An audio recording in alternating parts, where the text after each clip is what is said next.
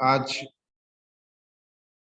हम लोग के दर्स में जो दूसरी किताब है स्नैपशॉट,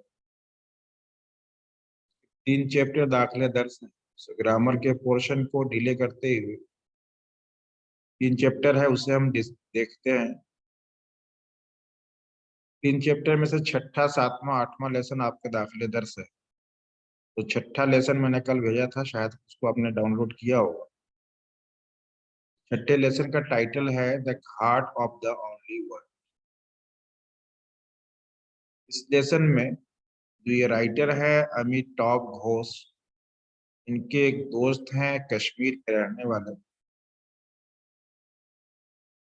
उनको कैंसर का मर्ज हो जाता है, वो अपना इलाज कराते हैं और उसी दौरान अपने दोस्त अमिताभ घोष से कहते हैं कि अगर मैं मर जाऊं, मेरी मौत हो जाए, तो हमारी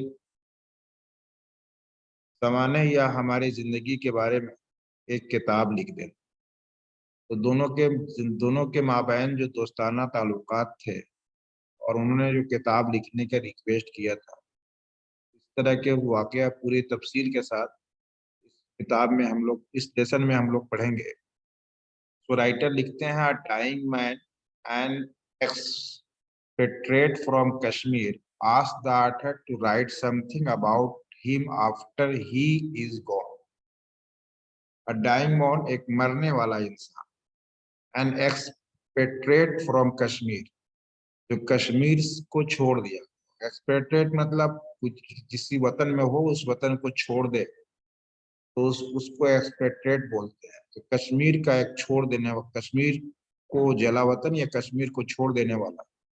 आस्क द ऑथर, मुसन्निफ को कहता है, टू राइट समथिंग, कुछ लिखने के लिए, अबाउट हिम, अपने बारे में, आफ्टर ही इज गॉन, उसके जाने के बाद, यानी उसकी मर जाने के बाद। The following piece is what Amitav Ghosh wrote to keep his promise.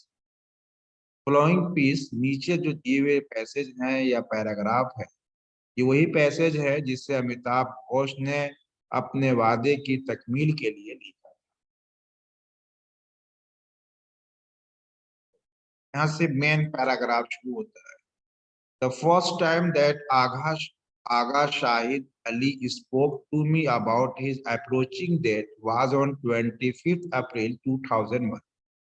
पहली मर्तबा जब आगा शाहिद अली ने अपने आने वाली मौत के बारे में मुझसे तस्करा किया था, वो कौन सी तारीख थी? वो 25 अप्रैल 2021 की। तो उसको आप यूं कह लें, आगा शाहिद अली ने पहली मर्तबा 25 अप्रैल 2001 को अपनी मौत के बारे में तस्करा किया। The conversation begin routinely, routinely मतलब आदत के मुताबिक, जनरली, आमतौर से।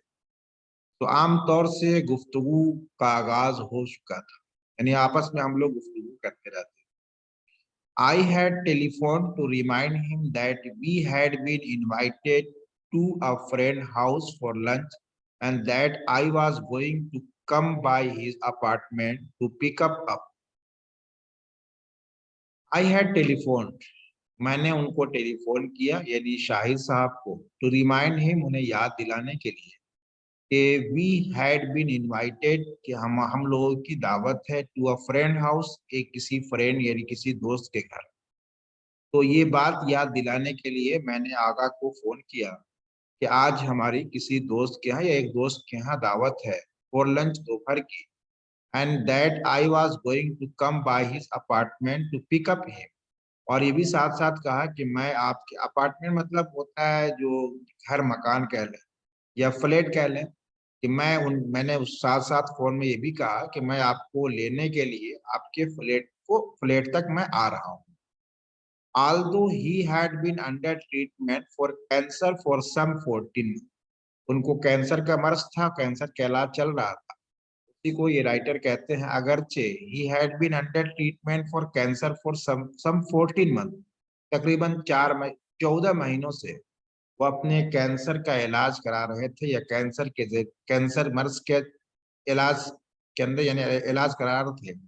तो आल्दो, अगरचे वो 14 महीने से अपने कैंसर का इलाज कर रहे थे, Shahid was still on his feet and perfectly lucid, except for occasional lapse of memory. 14 महीने से कैंसर में मुबतला होने के बावजूद भी शाहिद कैसे थे? Shahid was still on his feet, अभी वो अपने पैरों पर थे, यानी उनकी सेहत सही थी।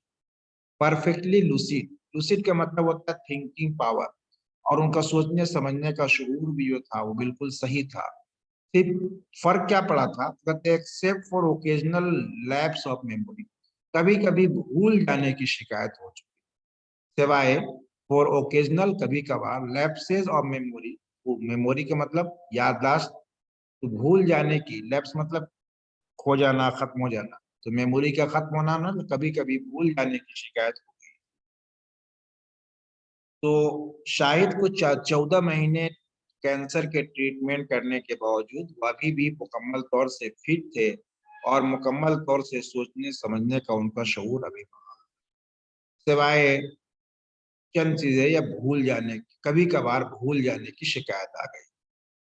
I heard him thumbing through his engagement book and then suddenly he said, थंबिंग का मतलब अपने उंगलियों से या उंगलियों के पोरों से, through his engagement book, engagement का मतलब डायरी, जिसमें रोजाना कुछ ना कुछ अपने जिंदगी के बारे में या अपने आदत के मुताबिक कुछ अपनी डायरी लोग तैयार करते हैं, कुछ में नोट करते हैं, उसी को ये राइटर कहते हैं कि मैंने उनको अपनी डायरी के सफ़ात को पलटते हुए आवाज सुना। आई हेयर्ड हिम, मैंने उनसे एक आवाज सुनी, क्या? Thumbing through his engagement, engagement book का मतलब डायरी, वो अपने डायरी के सफ़ात को पलटते हुए, पलटने की आवाज मैंने सुना।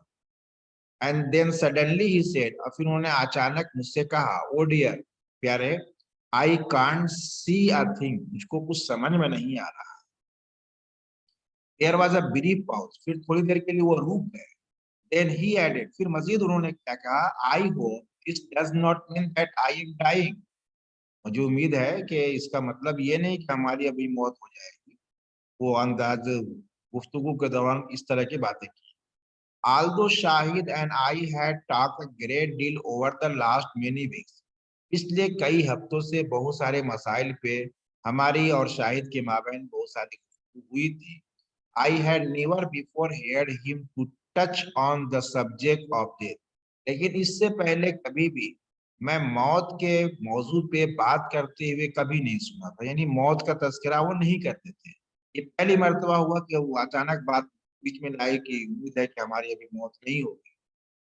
बहरहाल, तो I had never before heard him to touch on the subject of, मैंने कभी भी इससे पहले मौत के मजमून पे या मौत के सब्जेक्ट को टच करते हुए, उस पर बात करते हुए कभी नहीं सुना था।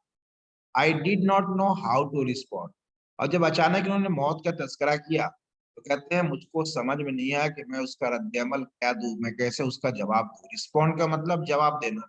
सो I did not know how to respond, समझ में नहीं आ रहा था कि मैं उनकी बातों का जवाब कैसे दूं। His voice was completely at odds with the content of what he had just said. जो बात उन्होंने कही थी उस बात से और उनके अंदाजे तकल्लुम में बिल्कुल तजाद था। मौत की गुफ्तगू कर रहे थे तो मौत की गुफ्तगू थोड़ा संजीदा होकर किया जाता है, लेकिन उनकी बातों में मजाक और हंसी आ रही थी। तो कहते हैं his voice was completely at odds, at odds का मतलब जो जिद हो, उनकी आवाज बिल्कुल मतलब बिल्कुल मुखालिफ थी उस मजमून की जो वो कह रहे थे। तो गोया कि उनकी बातों में और उनकी बात करने का अंदाज में बिल्कुल तजाद था। Light to point of jocularity, light to point of jocularity मतलब थोड़ा सा मजाक का मूड बनाते हुए। I mumbled something innocence, innocuous, मैं मासूमियत से मैंने कुछ हल्के से कहा। मम्बल मतलब विस्पर्ड, आहिस्ता से कहना। इनोसस का मतलब मासूमियत से मैंने कुछ हल्के से कहा। No Shahid, of course no, नहीं शाहिद, यकीनन, यू विल बी फाइन, आप बिल्कुल सही हो जाओगे। ही कट मी शॉर्ट, कट मी शॉर्ट का मतलब कोई बात कर रहा हो और अपनी बात पूरी करने से पहले बीच में कोई बोल जाए तो उसको कट मी शॉर्ट बोलते हैं। तो कहते हैं ही कट मी शॉर्ट, वो मेरी बात करने के बीच ही वो बोल पड़ा। In a tone of voice that was a once physical and direct.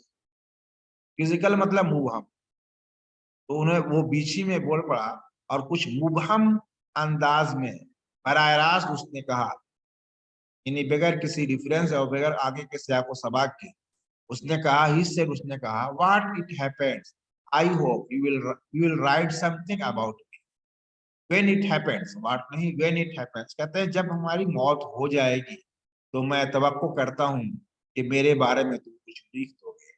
तो वो चाहते थे कि हमारी जिंदगी के बारे में कुछ तहरीर आ जाए ताकि वो हमारी जिंदगी के कुछ चीजें महफूज हो जाए। तो ही कट मी शॉर्ट, वो उन्होंने बीच में हमारी बातें काट करके बोला, in a tone of voice that was once physical and direct, जो मुबहम सी आवाज थी, यानी बिल्कुल क्लियर नहीं था, एंड डायरेक्ट बराह रास्त कहा। ही सेड, उन्होंने कहा, व्हेन इट हैपेंस, जब ऐसा हो जाए, आई होप, तो मुझे उम्मीद है, you will write something about me, मेरे बारे में तुम जरूर कुछ ना कुछ लिखोगे। I was shocked into silence and a long moment passed before I could bring myself to say the things that people say on such occasions. I was shocked into silence. बिल्कुल मुझको सदमा लग गया और बिल्कुल मैं खामोश हो गया। इस सदमे में खामोश होना का मतलब क्या, बिल्कुल मैं खामोश रहा, मुझे सदमा लग गया। And a long moment passed before I could bring myself to say something that people say on occasion. इस मौके पे जो लोग कुछ बोलते हैं, यानी जो इस तरह की गुफ्तगू हो तो उसके वक्त जो लोग बोलते हैं, इसके बारे में कुछ समझने से पहले एक लंबा वक्त गुजर चुका। लॉन्ग मोमेंट पास, एक लंबा वक्त गुजर गया, before I could bring myself to say, कबल इसके कि मैं कुछ कहने के लिए कुछ समझ पाता कि मैं क्या कहूँ, कि इस मौके पे जो लोग कहते हैं, वो लॉन्ग मोमेंट पास, एक लंबा वक्त गुजर गया, before I could bring myself to say, कबल इसके कि मैं कुछ कह पाता, that people say on such occasion, जैसा कि लोग इस मौके पे जो कहते हैं, Shahid you will be fine, Shahid घबराओ नहीं, तुम सही हो जाओगे। You have to be strong, तुमको मजबूत होना है। From the window of my study I could see a corner of the building in which he, from the window of my study, यानी जो राइटर है, राइटर का एक पढ़ने का कमरा होगा, तो कहते हैं हमारे स्टडी रूम के खिड़की से आई could see a corner of the building, मैं एक इमारत का एक कोना देख सकता था या दिखाई पड़ता था, जिस बिल्डिंग में ही लिव्ड हो रहा था, सम 8 ब्लॉक्स अवे। अब जहाँ पे रहते थे मकान बने हुए थे, एक एक मकान एक एक एरिया में बने हुए थे, तो उसी जो जिस एरिया में एक मकान बना था उसको एक ब्लॉक का नाम दे रहे हैं, तो सम 8 ब्लॉक अवे, तो आप उसको यूं कह लें कुछ 8 मकान दूर उसका मकान था। It was just a few month since he move there, सिर्फ चंद महीनों पहले वो उस मकान में गया था। He had been living a few miles away in Manhattan, Manhattan एक जगह का नाम है, तो कहते हैं कुछ माइल दूर मनहट्टन में वो रहता था।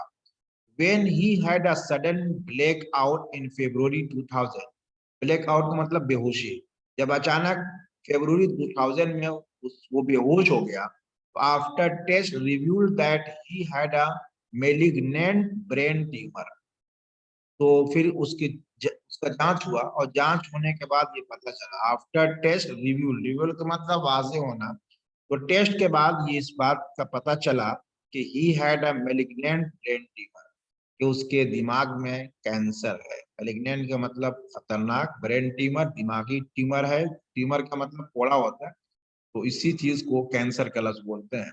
उसका दिमागी कैंसर हो चुका है।